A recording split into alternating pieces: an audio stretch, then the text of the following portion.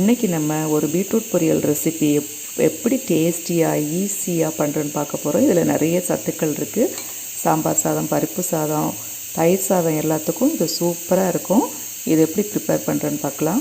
Beetroot பொரியல் பண்ணுறதுக்கு pan அடுப்பில் வச்சு 2 டீஸ்பூன் தேங்காய் எண்ணெய் ஊற்றிருக்கிறேன். கடுகு வெடித்ததும் உளுந்தம்பருப்பு, கட் பண்ணி வச்சுருக்கிற வெங்காயம், ஒரு தடவை இந்த மாதிரி மிக்ஸ் பண்ணி விட்டுக்கோங்க. இது கூடவே கட் பண்ணி வச்சுருக்கிற பீட்ரூட்டு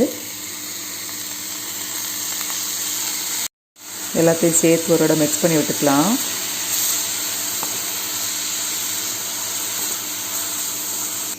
தேவையான அளவு உப்பு, 2 பச்சை மிளகாய், கறிவேப்பிலை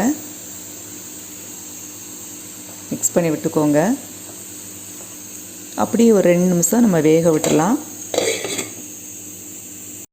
இப்போது கரெக்டாக 2 மினிட்ஸ் ஆயிடுச்சு. பீட்ரூட் நமக்கு நல்லா வெந்துருச்சு. பொதுவாக நம்ம காய் பொரியல் பண்ணும்போது காய் ரொம்ப வேகக்கூடாதுங்க. ஒரு பாதி அளவு வெந்தாலே போதும். ரொம்ப வெந்துருச்சுன்னா அதில் சத்துக்கள்லாம் போயிடும். அதுக்காக இப்போ நம்ம இதில் தேங்காய் பூ சேர்த்துக்கலாம்.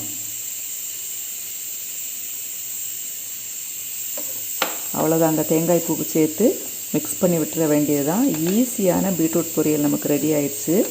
இது தயிர் சாதம், பருப்பு சாதம், சாம்பார் சாதம் எல்லாத்துக்குமே ரொம்ப நல்லாயிருக்கும். இதே மாதிரி நீங்கள் வீட்டில் ட்ரை பண்ணி பாருங்கள். இது ரொம்ப ஈஸி செய்கிறது. 3 மினிட்ஸில் நீங்கள் இந்த பொரியல் பண்ணிடலாம். நிறைய சத்துக்களும் இருக்குது. ஓகே ஃப்ரெண்ட்ஸ், இதே மாதிரி நீங்கள் ட்ரை பண்ணி பார்த்துட்டு எனக்கு கமெண்ட் பண்ணுங்கள். தேங்க்யூ ஃபார் வாட்சிங். நெக்ஸ்ட் வீடியோவில் சந்திக்கலாம்.